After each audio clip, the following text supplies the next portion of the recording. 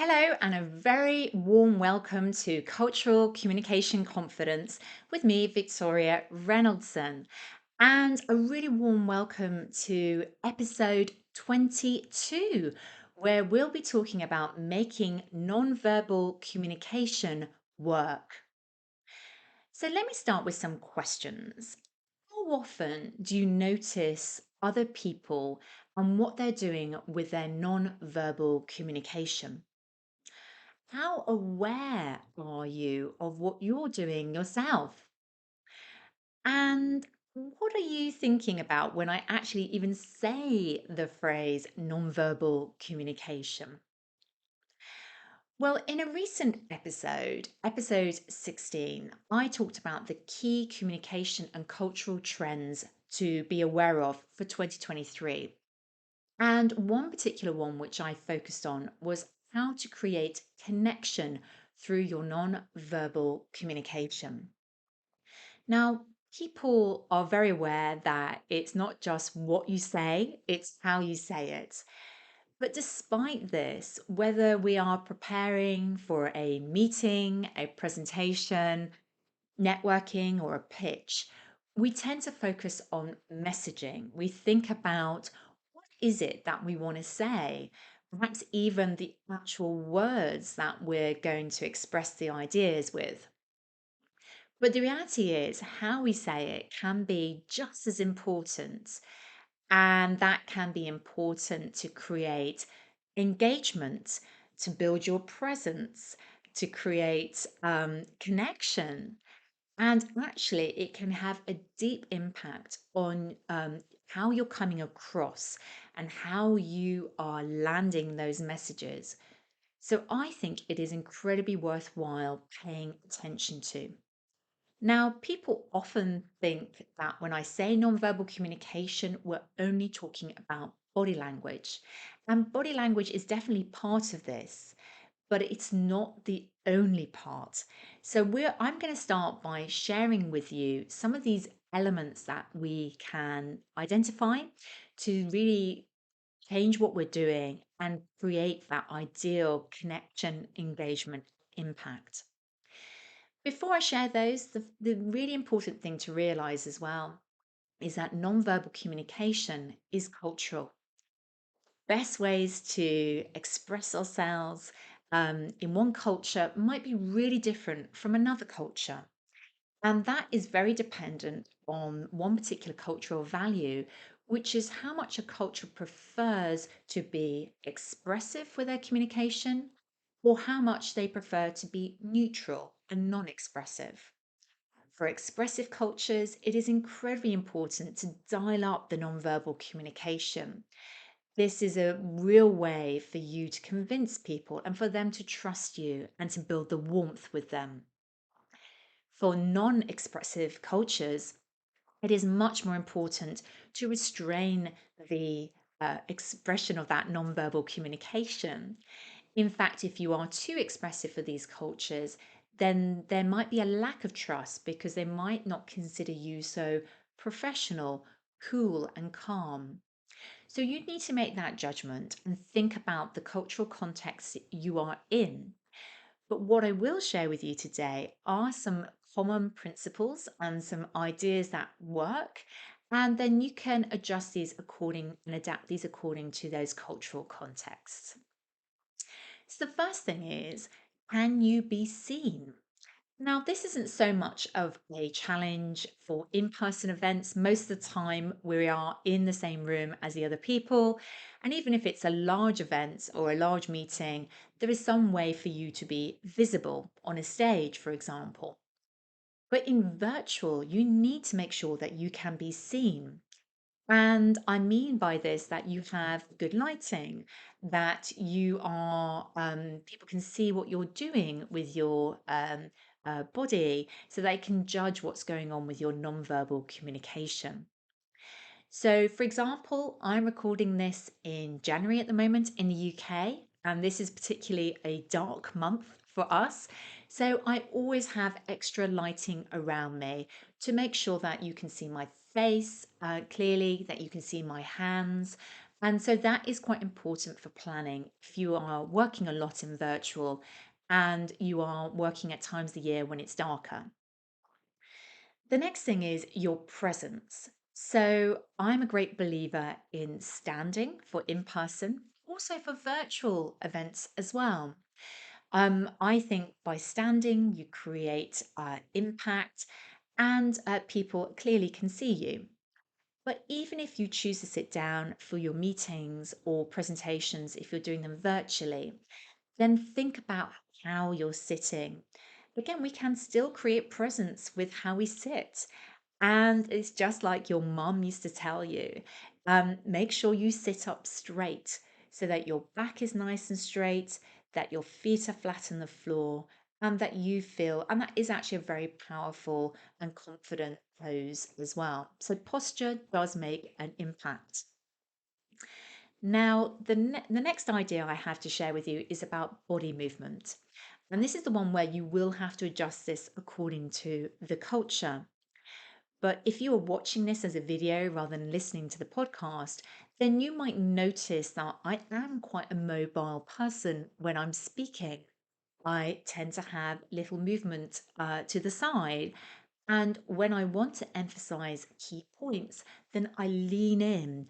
And that is just a natural way to emphasize what you're saying, to draw attention to key points.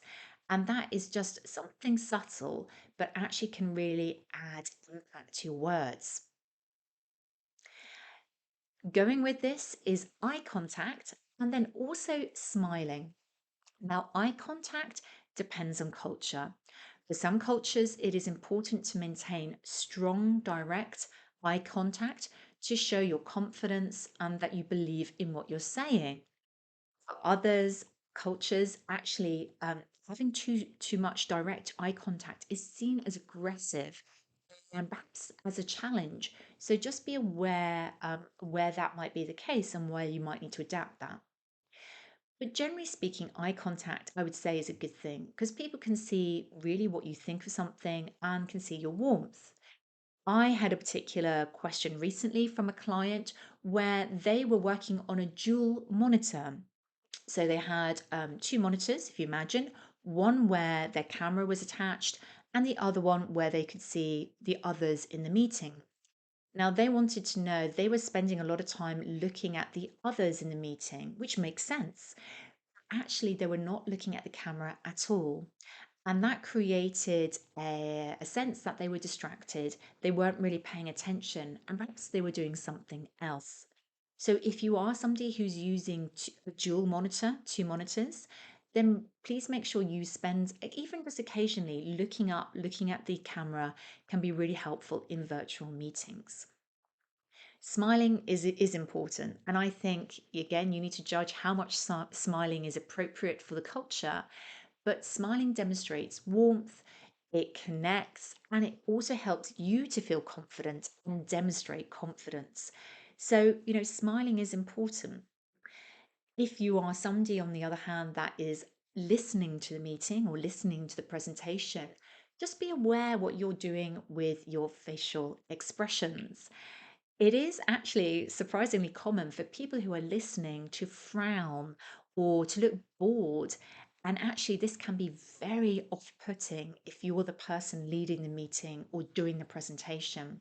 So, even if you're not the person presenting or leading, you still need to be aware of what's going on with your nonverbal communication and what's happening with your facial expressions. Now, let's talk about hands, hand gestures. Are they good or are they bad? Again, we need to judge what is going to work culturally. And I would say the balance we're really going for here is expressive without getting dramatic. The good sense of what is the right amount is to think about where are your hands? Are they just outside of your body zone or are they out here? So, for example, if this was a virtual meeting, if your hands are out of shot because you got them so wide, then that's probably a bit too far, a bit too dramatic. But the research really backs this up. In fact, there's research that using hand gestures can increase the impact of your messages by 60%. And there's been lots of analysis done of TED speakers, for example. And the speakers in TED Talks who use um, hand gestures, they use the ones actually that are the most popular TED Talks, they use twice as many hand gestures compared to those TED Talks which are not so highly rated. So that is an amazing statistic. And I would argue that's a really compelling reason to up your hand gestures.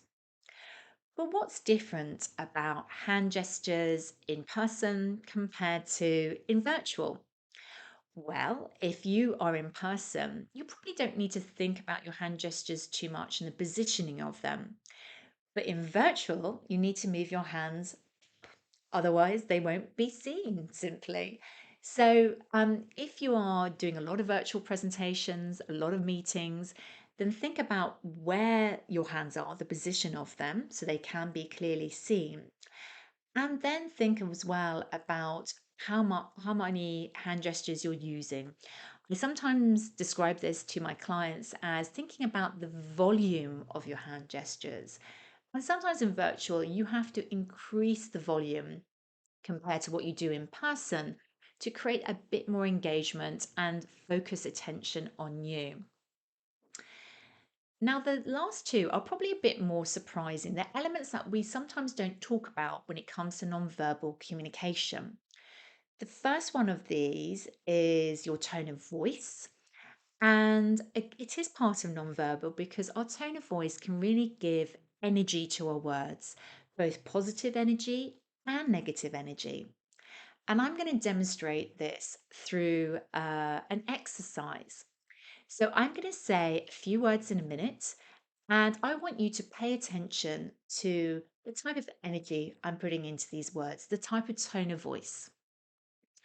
So here we go. No, but I don't agree. So hopefully you heard there my positive, warm tone of voice coming through on what are actually quite negative words. Let's try it the other way round now. Yes, and I agree. Hopefully you could hear there the other way. When I put a very negative tone of voice on positive words, you hear that mismatch. So, what goes on there is actually the tone of voice is probably overriding, is more dominant than what the words are themselves. So, do pay attention to what you're doing with your tone of voice and how you're using it to amplify the words that you're saying and your message. And finally, the final one that I was going to mention today was really about what you wear. Now, this is one that people sometimes forget, but actually, what we wear signals all sorts of things about us, but also about how we want to connect with others. We can use the opportunity to choose what we wear to signal formality, to signal respect, even, and also can really show what we think about ourselves, our values, and the values of others around us. As an example, what you would wear if you were meeting a bunch of lawyers would be really different, perhaps, from what you would wear if you were working as part of a creative team in an agency.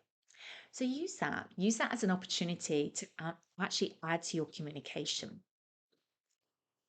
We've gone through a lot here today, and as you can see, there are so many different elements of nonverbal communication. Perhaps you know some others yourself. How do we put this into learning? How do we turn this into practice? Well, I think there are a couple of opportunities. First one is to observe others and notice what they do well, and perhaps that doesn't work so well for them. That also is an opportunity for you to notice it's when there are mismatches. Sometimes this happens. We notice people say one thing, but their non-verbal communication is saying something else. And that might signal for you that there's a problem, that you need to explore what's going on there and question. The final way that we can implement this is to actually get other people to observe us. Now, this might make us feel a little bit self conscious, but it's a really great exercise if you can ask a trusted a trusted coworker, colleague, something that you know well, to observe how you present or do your meetings and to let you know what works well, particularly in your non-verbal communication. And perhaps some areas to be aware of that maybe you repeat certain aspects of your non-verbal communication, or perhaps there are certain aspects to dial down. That can be a really helpful exercise. So, as we come to the end of this episode, then I would love to know, what do you know about your own nonverbal communication? What do you notice that you particularly rely on to amplify and engage and connect? And what do you think you need to work more on? What do you notice others do?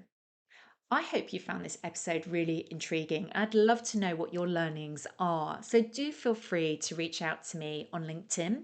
My personal profile over there is Victoria Reynoldson. And if this is an area that you find particularly interesting and you want to learn more about, as well as verbal communication and other aspects of your communication that you can flex in different cultural situations, then please come talk to me about my communication and cultural training that I offer. And if you have enjoyed today's episode and found it particularly valuable, then I would absolutely love it if you could share it with somebody you know who would also really benefit from this, as that would be great to share these episodes and get more people enjoying these and spread the word. I want to be able to share these episodes as widely as possible around the world.